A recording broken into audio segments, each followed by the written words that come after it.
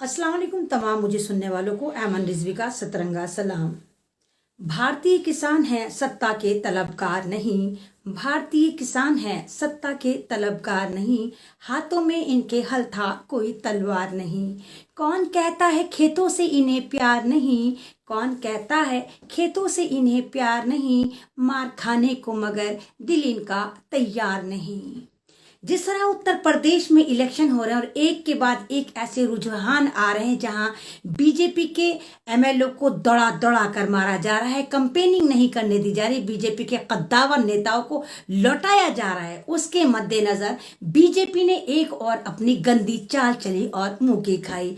भारत के हमारे जो गृह मंत्री हैं अमित शाह, उन्होंने उत्तर प्रदेश के 250 जाटों को दिल्ली में बुलाया। सवाल ये उठता है, आप तो भारत के गृह मंत्री हैं और आप तो कहते हैं कि उत्तर प्रदेश आपका है, तो आपने उत्तर प्रदेश जाकर क्यों नहीं डायरेक्ट उन जाटों से बात करी, उन गुज्जरों से बात करी, उन किसानों से बात करी? क्योंकि आपको डर था कि अगर आपने उत्तर प्रदेश में कदम रखा तो आपके साथ फिर वही वाला मामला करा जाएगा जिस तरह आपको भी हाल फिलहाल में कैराने वालों ने जलील करके धक्का देकर निकाला है। तो 250 जाठों के साथ सम्मेलन करा गया और एक नौटंकी सजाई गई, पीछे लगाया गया जय जवान जय किसान। सवाल ये उठता है गृह मंत्री साहब, जब ये सरहदों पर 1 साल से ज्यादा बैठे हुए भारत के किसान बैठे थे, तब तो आपकी सरकार, आपका मीडिया, आपके तमाम नेता, आपके तमाम मिनिस्टर ये कहते कहते मर गए कि नहीं ये किसान नहीं, ये नकली किसान है, ये खालिस्तानी है, ये आलिस्तानी है, ये पाकिस्तानी है। आप तो उनको किसान मानने को तैयार नहीं थे। अमित शाह ने वहां पर ऐसी ऐसी फड़े फेंकी, ऐसा ऐसा झूठ बोला। अमित शाह ने बोला कि भाई जाठो तुम तो हमेशा हमारे साथ रहे हो, बेशक कभी कभी हमसे नाराज हो जाते हो, लेकिन तुम तो हमेशा वोट बीजेपी को ही देते हो।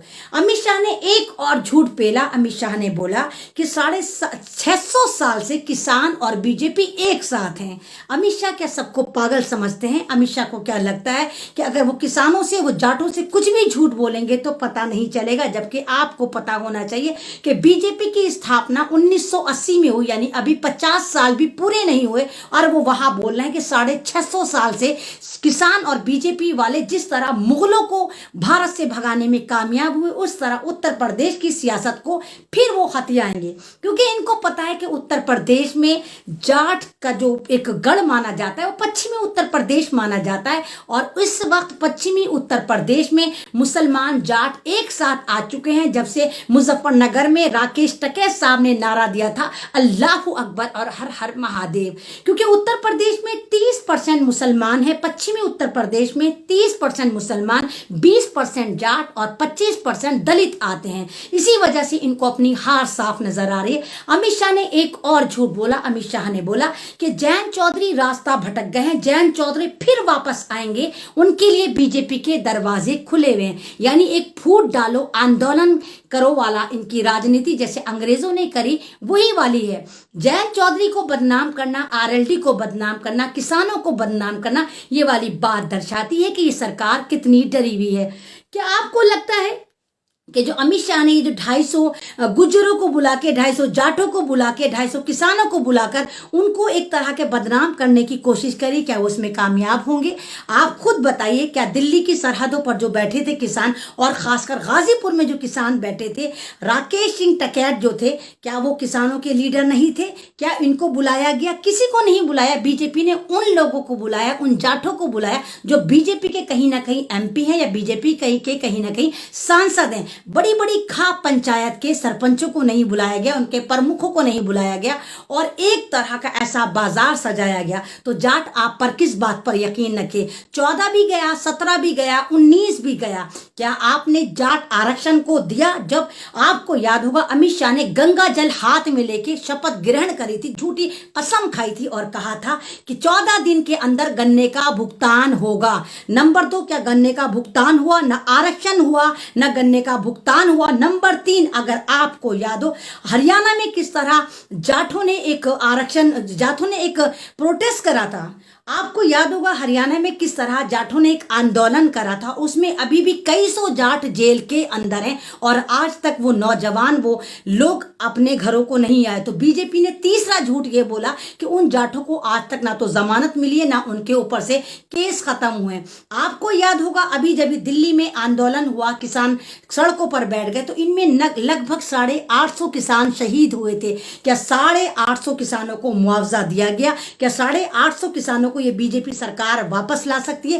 फिर कौन सा ड्रामा करके उत्तर प्रदेश की राजनीति में जो ये चिंगारी लगा रही है और मुसलमानों को और जाटों को फिर लड़वा रही है और ये दिखा रही है कि देखो जाट हमेशा से बीजेपी का समर्थक रहा है। आप खुद सवाल करिए, उत्तर प्रदेश का जो एक प्रोटेस्ट था, आपको याद करिए 26 जनवरी पे जब राकेश सिंह टिकैत पर सरकार ने जानलेवा हमला करवाया था और राकेश टिकैत किस तरह रोए थे और पूरा उत्तर प्रदेश नहीं पूरे भारत से किसान, जवान, नौजवान सारे के सारे दौड़ पड़े थे और कहा था हम आपके साथ हैं, हम आपको समर्थन करेंगे। जब जाटों की मीटिंग करी जाती है, क्या शाह ने राकेश टिकैत साहब को बुलाया था? क्या इतने बड़े नेता को बुलाया था? तो ये एक ऐसी तरह का ड्रामेबाजी है जहां किसानों में फूट डलवाने की कोशिश करी जा रही है, क्योंकि इनको पता है कि पश्चिमी उत्तर प्रदेश में चाहकर भी बीजेपी अपना परचम नहीं लहरा सकती, अपना खाता नहीं खोल सकती। यही वजह है कि जाटों को बदनाम करने के लिए, आरएलडी को बदनाम करने के लिए, जैन जी को बदनाम करने के लिए अमित शाह ने एक गंदी चाणक्य चाल चली है।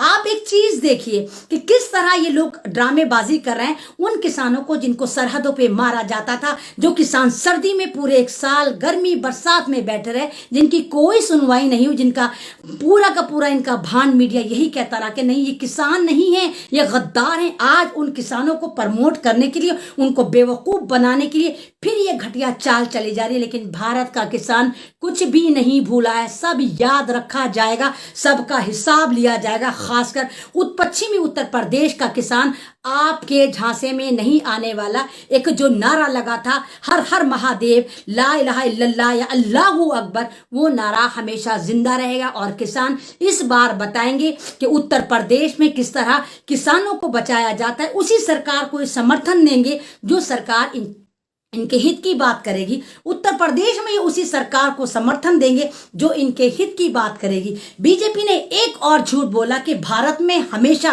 किसानों के समर्थन में बीजेपी सरकार ही रही है। आप याद करिए जब भी महेंद्र सिंह टिकैत मिलते थे तो वो नेहरू परिवार से मिलते थे, वो गांधी परिवार से मिलते थे। बीजेपी के किसी नेता से आज तक महेंद्र सिंह टिकैत की मुलाकात तक नहीं हुई। फिर वो कौन से किसान थे, वो कौन से जाट थे जिनको बेवकूफ बनाकर ये गृह मंत्री एक फूट डालने की कोशिश कर रहा है? उत्तर प्रदेश के जाटों में और मुसलमानों में लड़ाई करवाना चाहते हैं। लेकिन उत्तर प्रदेश का और खासकर पश्चिमी उत्तर प्रदेश का किसान समझ चुका है कि नहीं, हमारी जो यूनिटी है वो आपस में एक रहने से, और जिस तरह राकेश टिकैत साहब ने गूंज दी थी अल्लाहू अकबर और हर हर महादेव की, वो गूंज हमेशा कायम रहेगी। और उत्तर प्रदेश में इस बार किसान जो हैं वो बीजेपी सरकार को मजा चखाएंगे। शुक्रिया, अल्लाह हाफिज़। वीडियो अच्छी लगती है तो उसको ज़्यादा शेयर करिए, इस आवाज़ को बुलंद करिए, चैनल को सब्सक्राइब करिए।